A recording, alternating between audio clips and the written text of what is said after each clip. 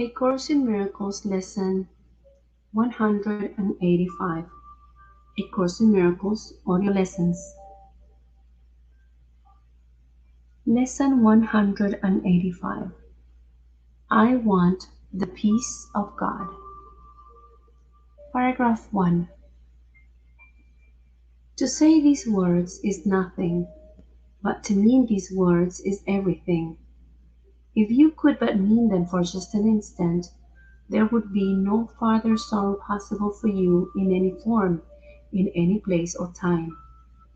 Heaven would be completely given back to full awareness, memory of God entirely restored, the resurrection of all creation fully recognized. Paragraph 2. No one can mean these words and not be healed. He cannot play with dreams, nor think he himself is a dream. He cannot make a hell and think it real. He wants the peace of God, and it is given him. For that is all he wants, and that is all he will receive. Many have said these words, but few indeed have meant them. You have but to look upon the world you see around you to be sure how very few they are. The world would be completely changed should any two agree these words express the only thing they want. And we have a footnote that reads, the Gospel of Matthew, chapter 18, verse 19. Again I say to you, if two of you agree on earth about anything they ask, it will be done for them by my Father in heaven. Above, if two agree that the only thing they want is the peace of God, the world would be completely changed. End of footnote. Paragraph 3. Two minds with one intent become so strong that what they will becomes the will of God. For minds can only join in truth. In dreams, no two can share the same intent. To each, the hero of the dream is different, the outcome wanted, not the same for both. Loser and gainer merely shift about in changing patterns, as the ratio of gain to loss and loss to gain takes on a different aspect or another form. Paragraph 4. Yet, compromise alone a dream can bring. And we have a footnote that says, compromise here refers to the ideas expressed in the previous paragraph. Because the two individuals are each pursuing different goals, they need to bargain and ultimately compromise, so that each accepts a certain amount of loss as the price of gain. End of footnote. Sometimes it takes a form of union, but only the form. The meaning must escape the dream, for compromising is the goal of dreaming. Minds cannot unite in dreams. They merely bargain. And what bargain can give them the peace of God? Illusions come to take his place, and what he means is lost to sleeping minds intent on compromise, each to his gain and to another's loss. Paragraph 5. To mean you want the peace of God is to renounce all dreams, for no one means these words who wants illusions, and who therefore seeks the means which bring illusions. He has looked on them and found them wanting. Now he seeks to go beyond them, recognizing that another dream would offer nothing more than all the others. Dreams are one to him, and he has learned their only difference is one of form. For one will bring the same despair and misery as do the rest. Paragraph 6. The mind that only wants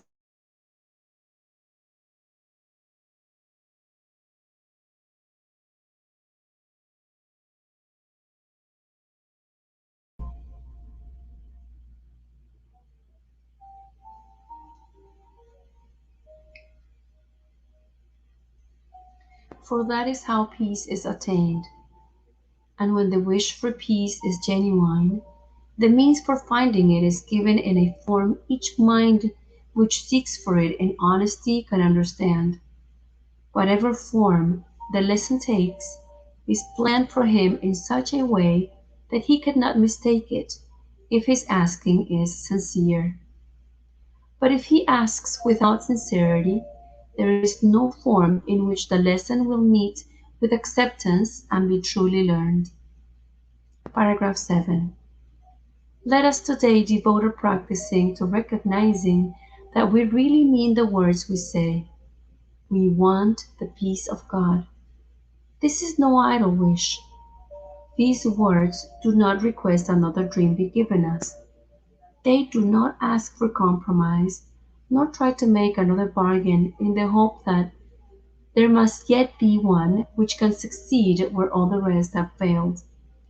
To mean these words acknowledges illusions are in vain, requesting the eternal in the place of shifting dreams, which seem to change in what they offer, but are one in nothingness. Paragraph 8.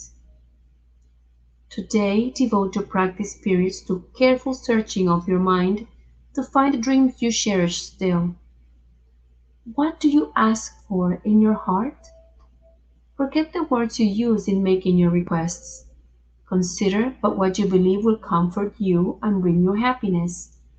But be you not dismayed by lingering illusions, for their form is not what matters now. And we have a footnote that reads, being dismayed by lingering illusions means having dreams, things in the world you think will bring you happiness, that you feel have stayed in place longer than they should have, and being dismayed by this. The message is to treat all your dreams as the same, rather than considering some acceptable and others shameful. The phrase, be not dismayed, is found many times in the Bible. See, for example, 1 Chronicles chapter 28, verse 20. Fear not, be not dismayed, for the Lord God, even my God, is with you. He will not fail you or forsake you. End of footnote.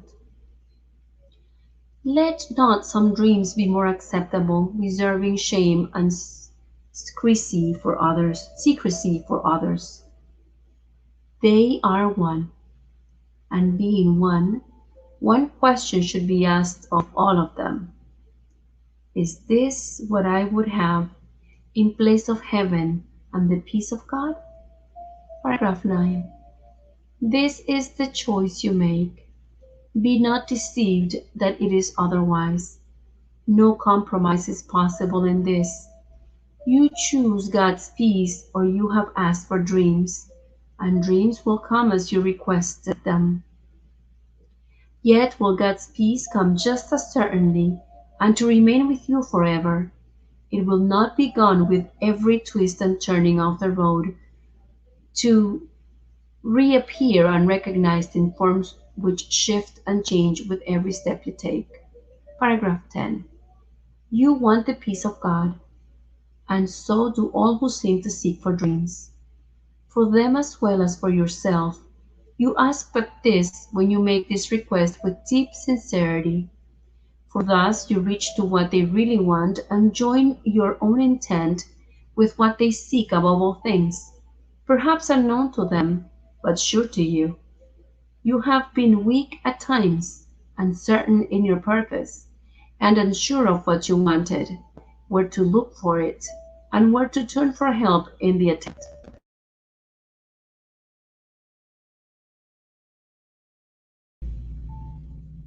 Help has been given you, and would you not avail yourself of it by sharing it? Paragraph 11.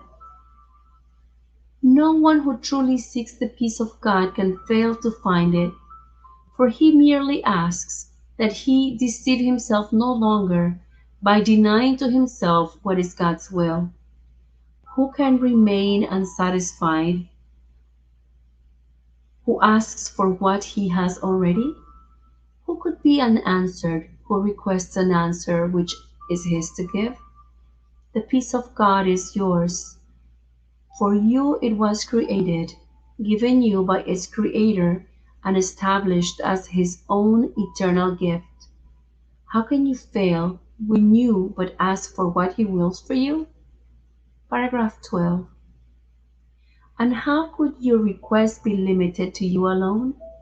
No gift of God can be unshared. It is this attribute which sets the gifts of God apart from every dream that ever seemed to take the place of truth. No one can lose, and everyone must gain whenever any gift of God has been requested and received by anyone. God gives but to unite. To take away is meaningless to Him, and when it is as meaningless to you, you will be sure you share one will with Him and He with you. And you will also know you share one will with all your brothers whose intent is yours. Paragraph 13.